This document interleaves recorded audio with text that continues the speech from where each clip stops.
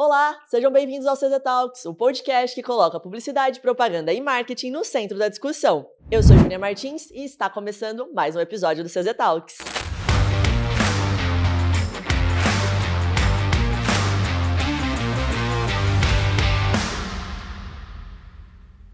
Sejam muito bem-vindos a este novo episódio. Hoje nós vamos nos aprofundar numa ferramenta que é fundamental e estratégica para a nossa comunicação: a pesquisa de mercado. A gente muitas das vezes não sabe como um produto ele vai para o mercado, ou se ele é bom, se ele é ruim, se ele funciona, se ele não funciona, por que ele funciona, quais são as razões, ou como é que a gente descobre de fato se a minha marca está bem posicionada, se ela está valendo a pena. É através da pesquisa de mercado a gente tem essas clarezas. E temos algumas frentes na pesquisa de mercado. Ela pode ser qualitativa, quantitativa e tem outros também que nós vamos descobrir aqui com o nosso convidado de hoje. Nesse episódio, então, a gente vai se aprofundar um pouco mais dentro deste mundo. Seja muito bem-vindo, Baca. Obrigado. Ou eu posso chamar de Luiz. Pode chamar de Baca. Seja muito bem-vindo, obrigada pela participação. Uma honra ter você aqui com a gente. É recíproco. Muito obrigada. Baca, quando a gente fala de pesquisa de mercado, existe uma incógnita na cabeça das pessoas muito grande. Então, para a gente iniciar esse bate-papo, o que é, de fato, pesquisa de mercado? Como é que faz? Conta pra gente. Vou falar do ponto de vista de consumidor, né? Porque eu comprei pesquisa de mercado algumas vezes na minha vida durante a minha carreira. Legal. O que a gente buscava ou busca quando a gente faz uma pesquisa de mercado?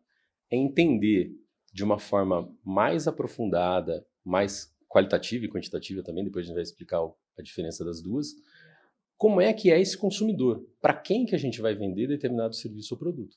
Show. Basicamente é isso, é entender bem ali os hábitos de consumo desse cliente, né, o futuro cliente daquele produto ou serviço, o que ele anseia.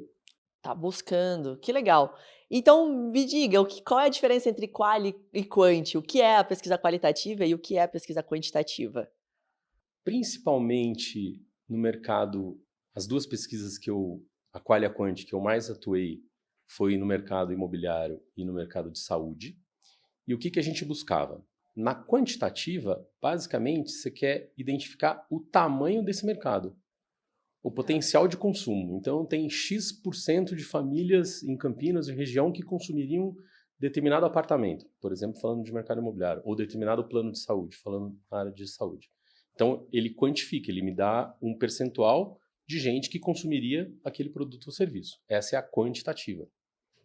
A qualitativa, que é mais elaborada, a gente pode fazer através daqueles grupos, focus group, que ficam espelho falso, a gente põe várias pessoas numa mesa como essa, discutindo exaustivamente sobre um único tema, ela vai dar o detalhamento do que aquele produto precisa ter. Então, por exemplo, você vai fazer um lançamento imobiliário. Antes desse lançamento imobiliário, antes mesmo da concepção do produto, se você entender o que o consumidor quer, de repente ele quer um ofurô na sacada, uma coisa maluca. Uhum. Mas a pesquisa está mostrando que ele quer um ofurô na sacada. Se a gente adequar o produto com ofurô na sacada, a chance de vender vai ser muito maior. Legal. E normalmente era isso que acontecia. Uhum. Tá? Que legal! E você vê alguma diferença? Existe alguma diferença entre as perguntas que você faz para quali e para quanti? Qual é o tipo de pergunta que você faz? Normalmente a pesquisa quantitativa já tem, a gente elabora junto com o instituto de pesquisa, contrata um instituto de pesquisa para executar essa pesquisa e elabora junto com ele um questionário. O que a gente quer descobrir do ponto de vista quantitativo, assim, quantidade mesmo do público que consumiria aquele produto. Já a quali, que eu chamo de focus group, que é a que eu prefiro fazer, ela é muito, muito aberta. Você não tem muita pergunta. É uma discussão aberta e espontânea. A espontaneidade que é importante nesse... Então você não faz tantas perguntas. Você até tem pergunta para fazer, mas você deixa aquele público que está em volta da mesa lá discutir exaustivamente sobre um determinado tema.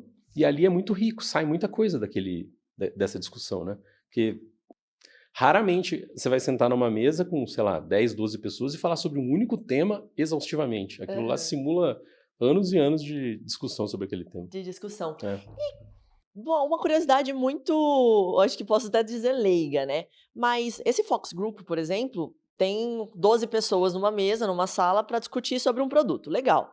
Só que vocês tiram as informações com base em 12 pessoas Ou vocês fazem um novo grupo? Como que é feito isso? Porque assim, o nosso mercado ele é muito grande. Vamos dizer que é um mercado de chocolate. A gente gosta muito de chocolate.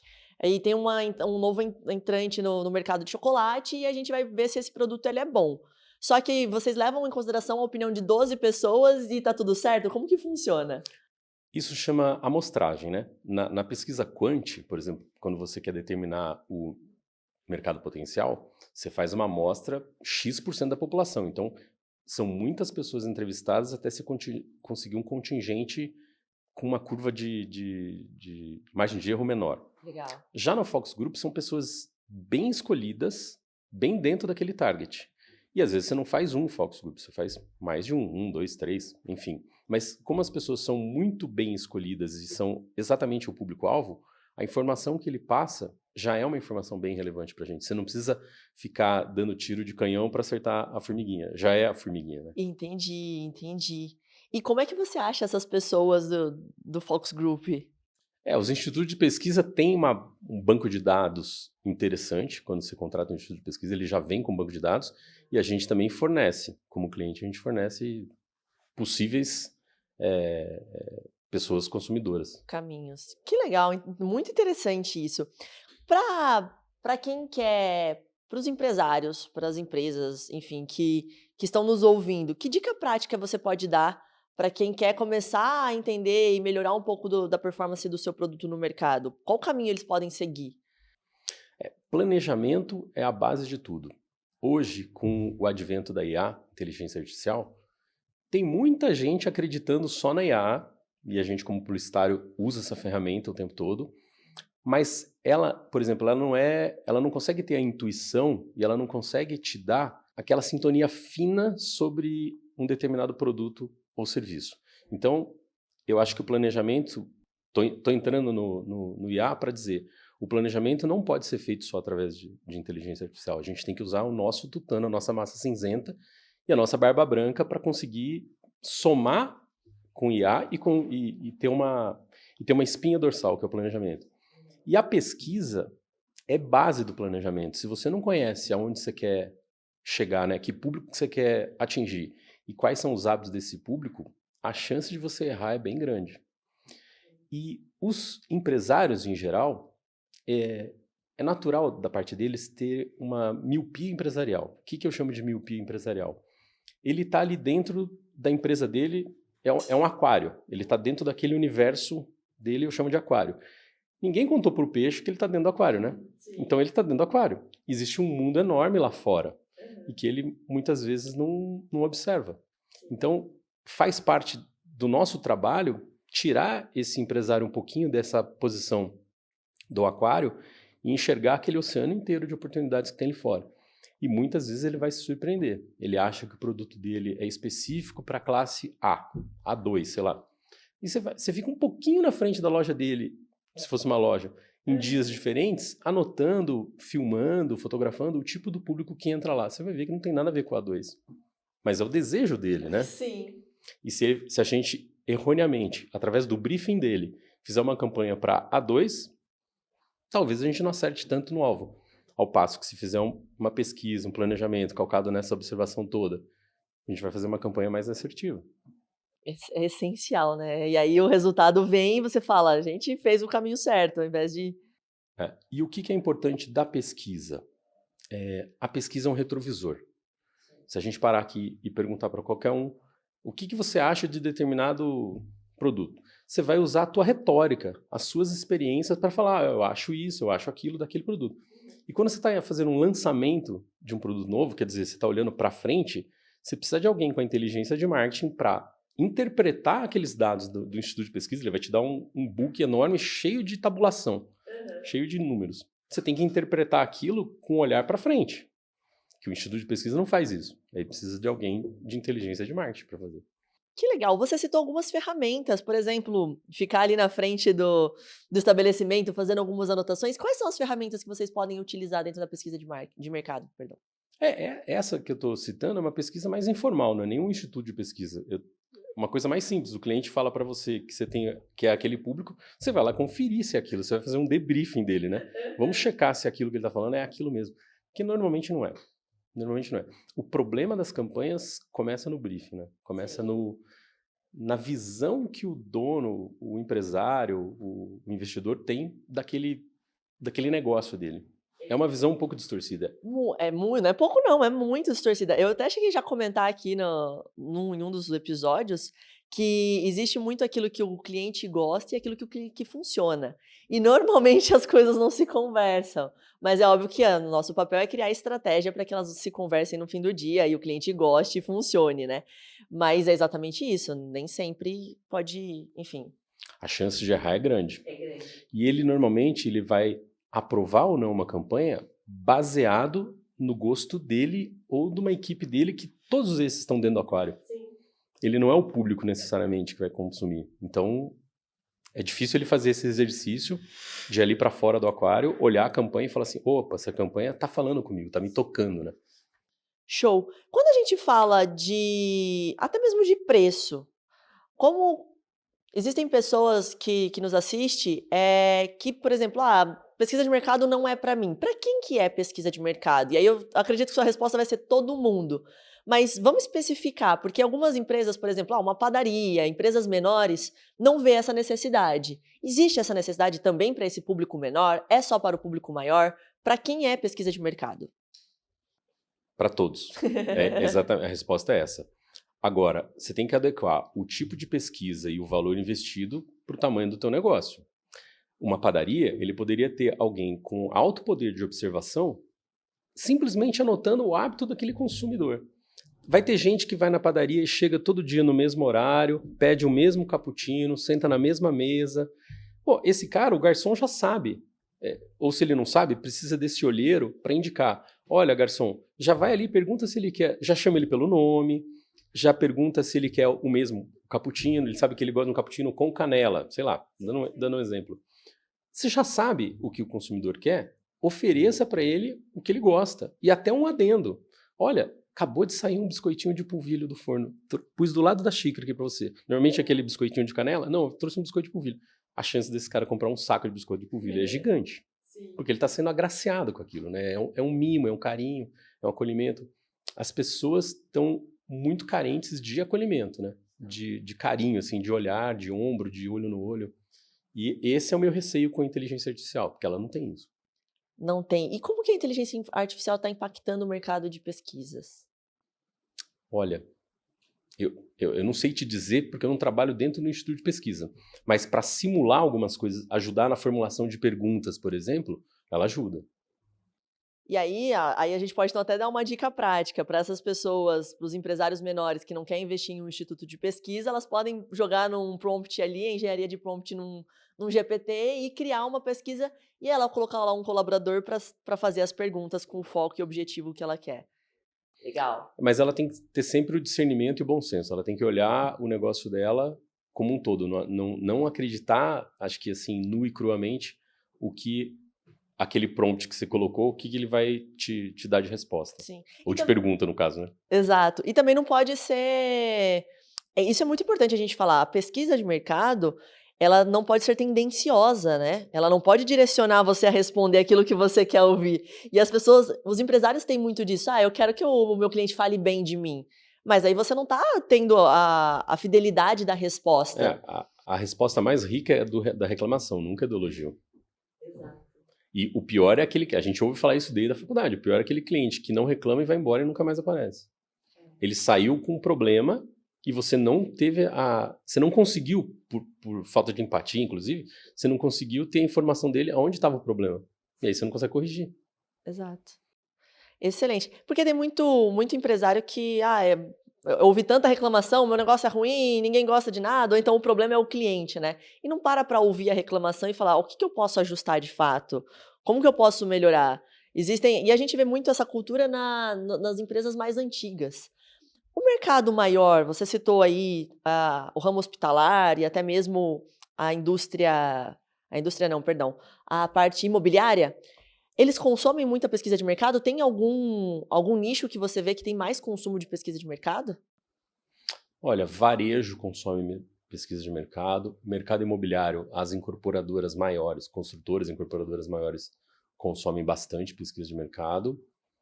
Hospital e plano de saúde, razoável. A gente consumia porque a gente tinha essa cultura quando eu estava na... A gente tinha essa cultura, então consumia, mas não sei se é uma coisa tão... Quando você tem muita demanda, se você está no mercado que tem muita demanda, ele não vai investir em pesquisa porque ele já está vendendo bastante. Então ele acha que está vendendo bastante, não vai acontecer nada e vai continuar vendendo bastante. Só que o mundo é redondo, a coisa muda em 2, 3, 5 anos muda. E se ele não tiver essa informação, ele não vai conseguir antecipar as decisões, né? Sem informação, você não toma decisão. E a pesquisa é vital para você ter informação. Show. Você precisa saber o que está acontecendo. Né? Exato. Para tomar a decisão certa, para o caminho certo. A gente tem um desafio muito grande no Brasil, um certo preconceito com pesquisa.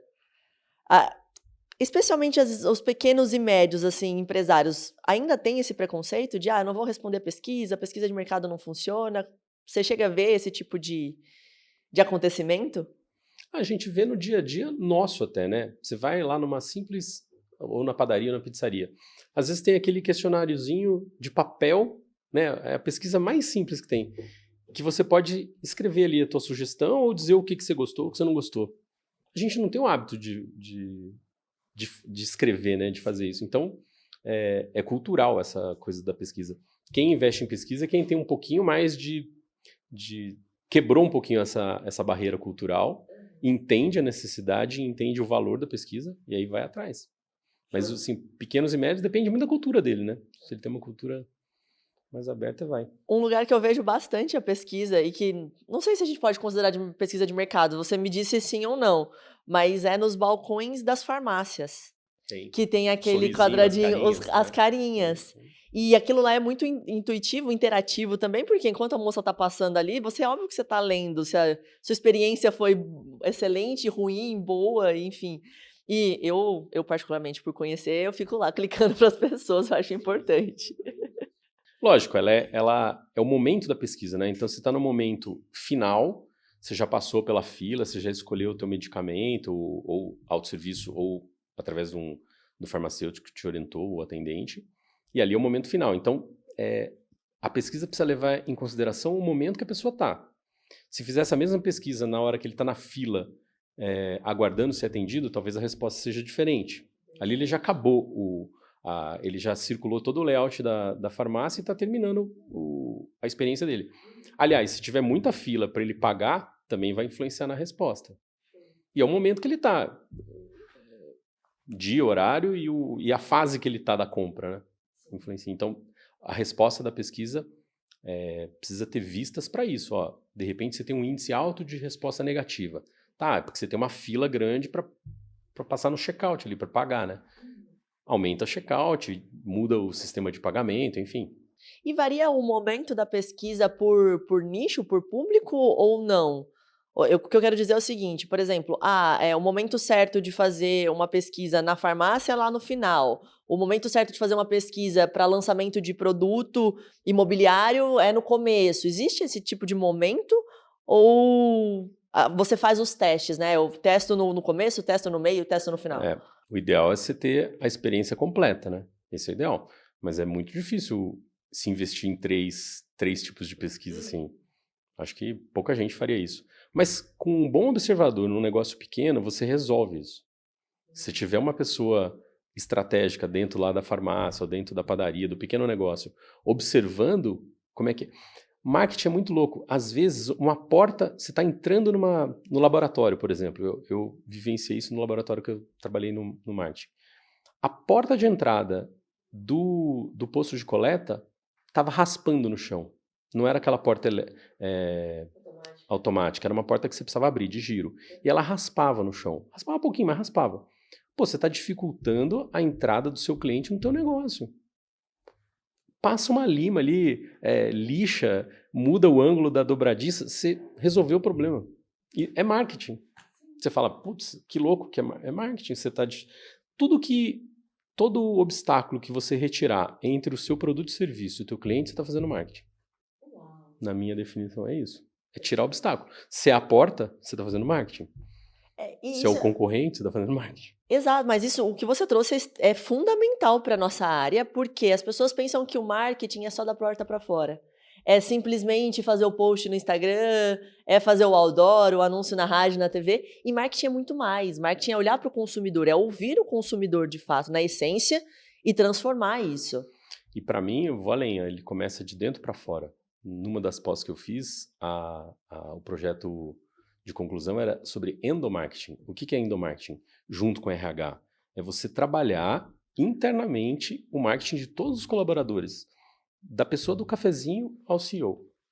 Excelente. E foi super interessante faz bastante tempo que eu fiz essa pós, mas foi super interessante porque era um estudo de caso de motorista de ônibus. E foi feito um trabalho de endomarketing, onde a dona da empresa de ônibus, uma senhora já, ela começou a visitar cada casa de motorista de ônibus entregando a cesta de Natal. Mas como ela era uma senhora e conseguia fazer isso 2 visitas por dia, ela começou em setembro a entregar as cestas de Natal. E ela ia, sei lá quantos motoristas tinham, eram várias, empresa grande. Sim. E o fato dela ir na casa do motorista, sentar no sofá dele, com a família dele, com a esposa, com os filhos, entregar a cesta de Natal e passar uma manhã conversando, nossa, aquilo aumentava o valor e o orgulho dele de pertencer, desse motorista de pertencer à companhia, que o número de pneus furados dos carros, eles chamam de carro, né? O ônibus que ele dirigia, reduziu drasticamente. Uma coisa louca, né? Você fala, mas o que tem a ver uma coisa com a outra? Sim, ele se sentiu valorizado pela dona da empresa. A dona da empresa sentou no sofá dele, da casa dele, morava lá na periferia, não sei. Uma coisa de valor mesmo. Aí ele passou a se sentir mais dono da empresa, mais pertencente, tomou mais cuidado ao dirigir o ônibus, diminuiu o número de pneus furados. Porque pneu de ônibus fura muito com falta de cuidado, assim, de passar em buraco, ou principalmente pegar a calçada, né, guia, meio fio. Rasgava o pneu, porque o ônibus é muito pesado. Ele começou a ter mais cuidado, rasgou menos. Assim, mas coisa de 30%, 40% menos. Uau. Um simples ato mudou Isso completamente. é endomarketing. Endomarketing. A Fiat, na década de... Eu não gosto de citar nomes, mas a Fiat é importante. Fica tranquilo. A Fiat, acho que na década de 90, quando ela mudou, ela saiu do ABC e foi para Betim, na grande BH. Ela foi estrategicamente tentando fugir do sindicato dos metalúrgicos, que era muito forte no ABC, em São Paulo. Acho que teve isenção de imposto, enfim, uma série de benefícios, foi para lá. E, ao ir para lá, uma parte da população da mão de obra dela não quis ir. Então, ele teve que conquistar o público local. Um trabalho de endomarketing também. O que eles fizeram? Que hoje em dia até algumas empresas pensam nisso. Eles detectaram, através de pesquisa, o que é mais importante para o colaborador. Lá o chão de fábrica da Fiat. É a família dele. O mais importante é a família. Então o que a Fiat fez? Começou a abrir uma poupança para o filho do colaborador. Então se o filho do colaborador, na época era ginásio, terminasse o ginásio com nota acima de 7, ganhava uma poupancinha da Fiat, em nome desse menino, ou da menina, de X reais. Ótimo. Se ele continuasse no colegial, terminasse o colegial com nota acima de 7, ele ganhava mais 3x. Se somasse aqueles 3x com X, ele pagava a faculdade. O trabalhador da Fiat, assim, diminuiu o absenteísmo, então ele não faltava, ele entrava no horário certo, não tinha atraso, ele cumpria tudo que ele tinha que fazer e ainda aumentou a produtividade em X% também, não sei, não lembro o número. Mas o que ele fez? Tranquilizou esse colaborador e falou assim, nossa, a educação do meu filho está garantida. Ele precisa responder, ele precisa fazer nota acima de 7, ele precisa ser bom, tanto no ginásio como no colegial. Ele vai ganhar a faculdade. E a Fiat foi além. O que ela estava fazendo com esse menino, com essa criança? Ele estava criando o funcionário do futuro. Esse cara ia ter alto orgulho, muito orgulho de trabalhar na Fiat. Foi a empresa que pagou minha faculdade. Pagou minha educação inteira, né? Vou trabalhar aqui e vou trabalhar sem faltar, chegando no horário certo, produzindo bem. Sim. Olha a sacada. É endomarketing. Tudo é endomarketing.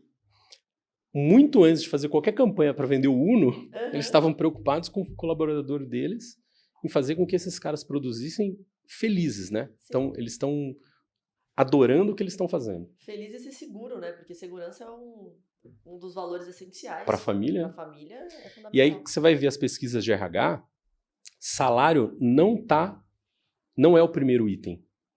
que as pessoas querem. Uhum. É reconhecimento, é plano de carreira, é interessante, né? Muito interessante. Reconhecimento é tudo. É Sim. aquilo que eu falei lá no começo, que a gente conversou.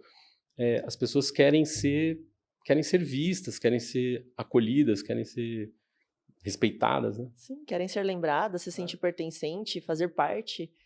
Que interessante. Eu vi você contando essa história da Fiat, eu vi 2 casos que eu conheço, que é um menino, porque ele é mais novo que eu, mas é um menino que o pai dele trabalhou na Honda, e aí ele ganhava essa cesta, sempre tinha benefícios, enfim, e hoje em dia ele trabalha na Honda. E com o maior orgulho. E com o maior orgulho de trabalhar lá, feliz da vida, porque seguiu ali o caminho do pai, né. E eu vejo muito isso também na Bosch. A Bosch constrói esse tipo de carreira, porque lá dentro tem escola, Sim. você cuida do filho, a mãe está trabalhando ali e tem um filho próximo, então isso também é endomarketing, é um cuidado com o colaborador. Com certeza. Tem que estar bem alinhado com o RH, né? O RH tem que fazer, que é o recurso humano, é ele que tem a obrigação, o departamento da empresa que tem a obrigação de olhar para as pessoas, né? Para aquele recurso e criar estratégias de retenção, criar estratégias de valorização, enfim. Sensacional. Baca, me diz uma coisa, existe algum dado ou informação que você vê que não é pesquisa de mercado e as pessoas acham que é pesquisa? E quais decisões elas deveriam tomar além dos dados, quando a gente fala em marketing? Eu volto para IA, né? IA é faca para 2 legumes, porque ela pode te dar uma informação, dependendo do prompt, dependendo da pergunta que você faz, ela pode te dar uma informação com viés errado. É mais ou menos isso que você está falando. E a partir desse viés errado, você vai tomar decisões erradas. Então precisa sempre estar. Não pode perder o humano, não pode perder a conexão com essa percepção nossa mesmo, que a gente tem a capacidade de seres humanos de perceber. Sim. A cognitivo, né? A racionalidade a gente é que tem. E a gente entende de pessoas. Somos humanos que entendem de pessoas. Não vai adiantar uma IA entender de pessoas tão. IA não tem a dor, né, que a gente Não tem. tem. Ela não acorda com dor de barriga, ela não tem dor de cabeça, ela não tem TPM. É verdade, ela não vive as experiências que a gente vive, a bagagem, né, o know-how que a gente tem pra... Portanto, é diferente. Não sei, tô me lembrando aquele filme do piloto que pousou o avião no Rio Hudson. Sim. Não me lembro o nome do filme agora, mas no filme retratava bem assim. Não era IA, mas como se fosse. O computador, no simulador, seria possível ele pousar o avião na pista. Acho que ele tinha 2 pistas como alternativa, o aeroporto de Nova York e um outro aeroporto secundário. Mas ele, pessoa, não conseguiu fazer isso. Pousou no Rio e salvou todo mundo e foi sucesso. Sim. Ninguém saiu machucado daquele negócio. No máximo com frio, porque a água devia estar gelada em Nova York. Uhum. Mas o computador dizia e comprovava que ele podia fazer isso. Só que aí, no filme, comprovaram que o computador não tinha as mesmas sensações de um ser humano. Ele reagia mais rápido que o ser humano, ele não tinha as interferências de, de repente estou sem os 2 motores, porque ele estava decolando e pegou uma revoada de pato, ganso, e os patos entraram nos motores, nas turbinas, e parou as 2 turbinas, que é um negócio super raro acontecer. Sem turbina, com um monte de gente, que tem que pousar o avião, né? E ele decidiu pousar no Rio e foi sucesso. Mas teve uma polêmica muito grande, porque pelo simulador ele conseguiria pousar na pista. E pousando na pista, não tinha seguro, não ia ter que... O custo ia ser muito menor para a companhia e para todo o entorno. Então, assim, existia uma força muito grande para ele pousar na pista. Para comprovar que ele estava errado, né? Em pousar. Mesma coisa em IA. Como ela não tem o fator humano, as nossas dores, as nossas angústias, os traumas, ela vai dar uma resposta reta. Precisa tomar cuidado com a resposta. Exato, exatamente. A resposta reta nem sempre é a melhor, né? Acho que ela ajuda muito. Ela ajuda. Não estou aqui jogando pedra. Estou dizendo que a gente precisa usar com parcimônia, né? Não é... Quando chegou a internet no Brasil, no mundo, todo mundo achava, nossa, vai acabar a televisão, vai acabar o rádio, vai acabar o outdoor, vai acabar tudo. Vai só ficar a internet. E a gente vê que não. Muito pelo contrário. Nós só É um pêndulo, né? Se a gente está muito de um lado, quando solta o pêndulo, ele vai muito para o outro, até ele chegar no equilíbrio. Uhum. O equilíbrio é o caminho do meio. Baca, existe alguma pesquisa qualitativa que revelou alguma coisa muito maior do que os números não conseguiram captar? Em algum momento, algum case que você se recorda? Sim, eu estava na ocasião à frente do marketing de um laboratório de Campinas, laboratório de análise. E naquela ocasião a gente ia abrir uma unidade, um posto de coleta, lá na região do Campo Grande, do Ouro Verde. Aquela região, para quem não sabe, reúne em torno de 800, 850 mil habitantes. Ou seja,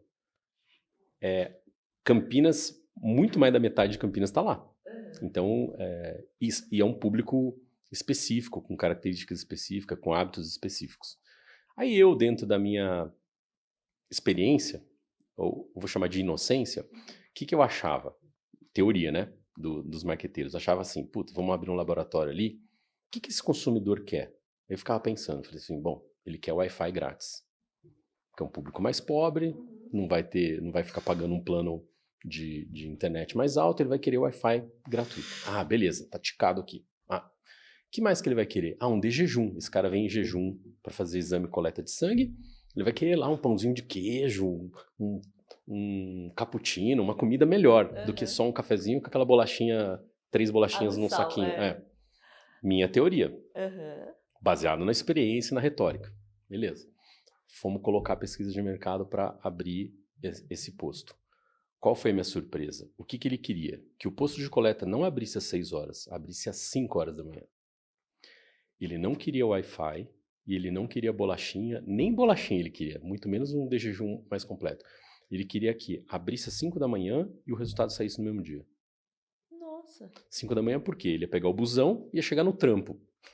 Não podia perder o horário de chegar no trabalho. Eu fiz esse trajeto. Eu tomei um ônibus no Campo Grande para ver quanto tempo ele levava para chegar no centro da cidade. Na época, ainda estava reformando a Rui Rodrigues. Não, Rui Rodrigues. Rui Rodrigues, sim. Com o VLT. Levava mais de 1 hora. Tranquilamente levava mais de 1 hora. Acho que eu levei 1h15 para fazer esse trajeto. Como é que ele chega no trabalho às 8 se ele não toma ônibus na hora certa lá, né? Então, a pesquisa revelou uma coisa que eu, como marketing, na minha teoria, mostrava outra. Que interessante. E tem algum case ao contrário, por exemplo? Algum exemplo que a pesquisa quant foi decisiva para validar a hipótese ou mudar uma direção criativa? Não me recordo agora, assim, de bate-pronto. Normalmente, as pesquisas revelam... O que ela revela é o caminho que você tem que seguir. Lembrando sempre, a gente tem que levar em consideração que a pesquisa é o retrovisor, né? Então, dependendo do tipo de lançamento que você está fazendo, se é uma coisa muito nova, ou até uma categoria nova, nossa, a pesquisa não vai conseguir te dar o caminho. Você vai ter que ter muita interpretação de marketing em cima disso. Por exemplo, um produto novo, nunca antes inventado, uma tecnologia nova. Na época do Santos Dumont, se você fizesse uma pesquisa para as pessoas perguntando, gente, vocês voariam no avião? Ninguém sabe o que é um avião. Sim. Então, provavelmente, todo mundo ia falar, não vou. E aí isso ia fazer, não vou construir avião, vou construir um barco. Estou falando de uma forma bem simplória. Mas não, tem que ter o olhar, não vou dizer que ele teve o olhar do marketing, mas ele foi um cara visionário. Ele enxergou a possibilidade de voar e encurtar distâncias, encurtar tempo, enfim. E criou o avião. Que era uma categoria nova, não existia avião, né? Olha que coisa louca. Então, sei lá, se não existe um creme para cutícula, aí você vai perguntar para as mulheres, como é que faz? Você compraria um creme para cutícula? Falo, não, compro creme normal, passo na cutícula.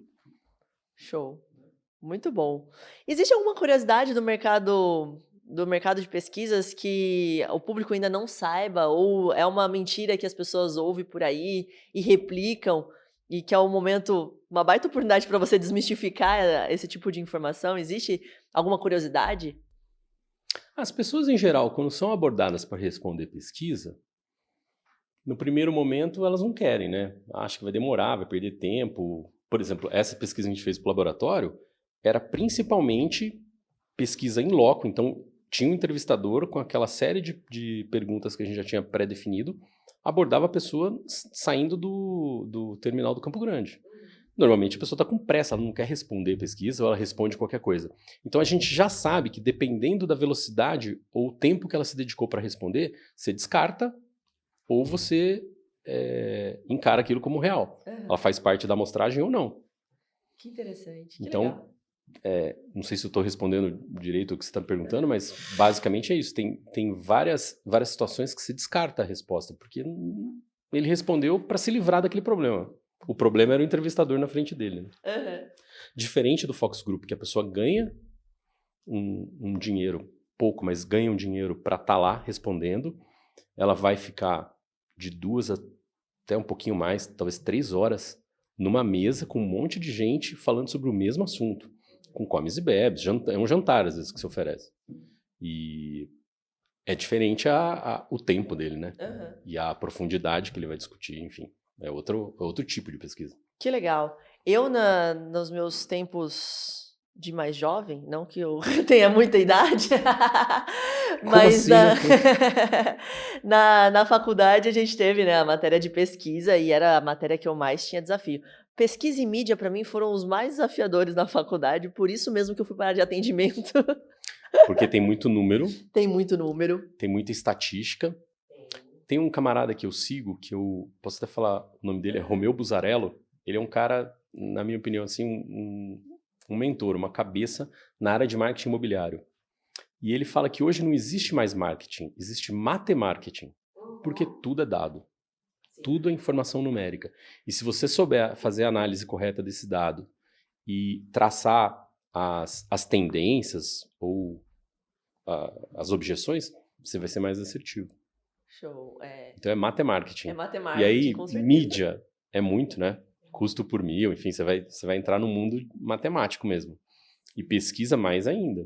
A pesquisa eu lembro da... Pior que isso é só o financeiro da agência, né? Nossa, aí a gente finaliza com a cereja do bolo. Esse aí. Mas o que eu ia comentar é que nessa época que eu fazia, e pro TCC a gente tem que fazer todas as matérias, né? A gente tem que realmente criar um plano de mídia, a gente realmente tem que fazer um grupo focal, a gente tem que fazer pesquisa quali, enfim. Eu lembro que nessa época eu fui convidada para fazer uma pesquisa de campo, na época era prefeito, se eu não me engano, sabe essas pesquisas? Política. Tá. Fui convidada para fazer pesquisa política e eu fui para a rua mesmo, assim, com papelzinho e caneta, como entrevistadora real. Recebi, obviamente, muita porta na cara, mas eu queria entrar nesse tema da pesquisa de IBGE, pesquisa de política. É uma pesquisa quali, é uma pesquisa quant, e como que funciona para esse, também dados, enfim, como que funciona esse tipo de pesquisa, com relação a dados, eu quero dizer? Eu nunca participei, eu não gosto de marketing político, assim, eu nunca participei, já fui convidado, mas nunca participei não. Uhum. E eu entendo que o viés que essa pesquisa traz tem muito a ver com o momento e com a exposição de cada candidato. Então, lembra da cadeirada que o Datena deu no ar? No ar. Aquilo lá poderia ter sido... a gente nunca sabe a reação do público, da grande massa, né? Mas poderia ter sido muito favorável para ele. Sim. Ele poderia ter, com aquela exposição... Ele não fez aquilo, acho que, de uma forma premeditada. Se irritou, perdeu mesmo um pouquinho da compostura. Mas aquilo podia ter saído... O tiro saído muito a favor para ele. Porque é movimento de massa. Se a gente pensar, o Brasil está bem polarizado, né, entre direita e esquerda. Não estou aqui para ficar falando de política, não gosto disso. Mas olha como é que o marketing político influencia. A gente teve a era Fernando Henrique Cardoso, sociólogo, professor da Universidade de Sorbonne. Na minha opinião, alguém que representa... não sei se ele é um chanceler ou se é um... Eu não sei o cargo dele, além de presidente, assim, antes, mas ele representava o país lá fora, com uma postura. O cara é professor da Universidade de Sorbonne em Paris. Não é qualquer um brasileiro que vai dar aula lá, né? Ok. O mesmo público, a mesma população que elegeu o Fernando Henrique, 50% mais um, elegeu o Fernando Henrique. 4 anos depois, vamos falar do último mandato, 4 anos depois, elege o Lula, que não tinha nem formação, nem faculdade. O que eu quero dizer com isso? Não é pejorativo a nenhum candidato à pessoa deles, mas eu quero dizer do ponto de vista de marketing. Como que o marketing político consegue criar uma fantasia ou criar uma aura, uma atmosfera favorável para o político A em detrimento ao B? Por quê? Vamos dizer, em 4 anos a população não mudou. Em 4 anos, quantos nasceram ou quantos fizeram 18 aptos a tirar o título e votar? uma parcela muito pequena comparada com o país todo, com todo mundo que pode votar. Então não foi a mudança da população, foi a mudança da percepção. Isso é marketing político. Então, eles conseguem realmente criar uma imagem positiva ou negativa, né, às vezes, no caso positiva, para mudar da água para o vinho. Se a gente pensar nisso, é muito louco. Sim. É muito louco. Como a gente é manipulável. Sim. E quanto menos... Isso.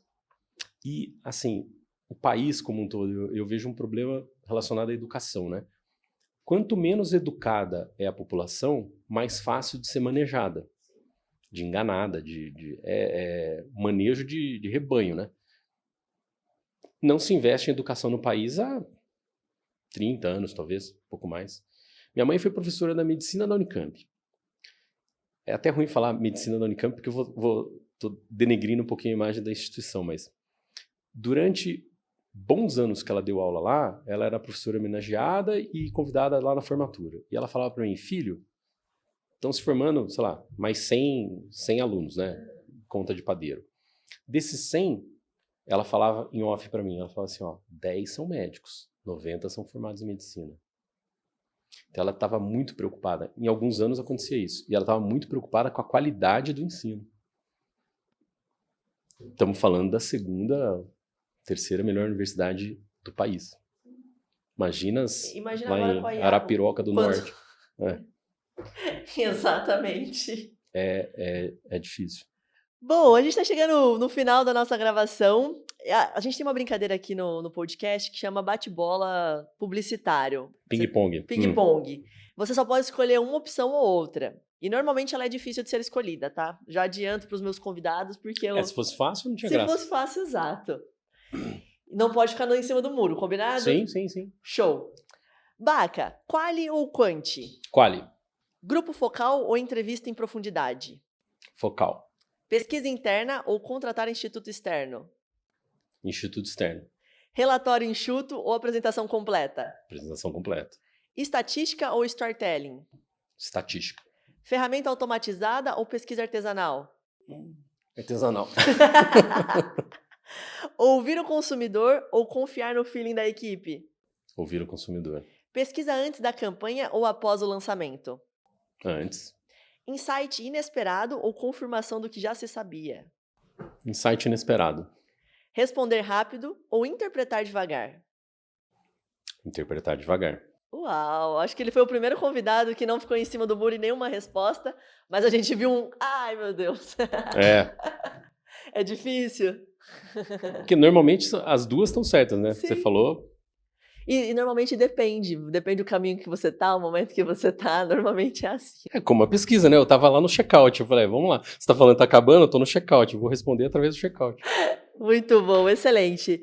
Baca, como comentei, estamos no final do nosso episódio, eu quero que você aproveite esse momento para deixar uma dica prática, um conselho, eu sei que a gente já falou bastante sobre muitos assuntos aqui, mas esse é o momento para você deixar o seu último recado pro pessoal que nos assistiu e nos ouviu até aqui.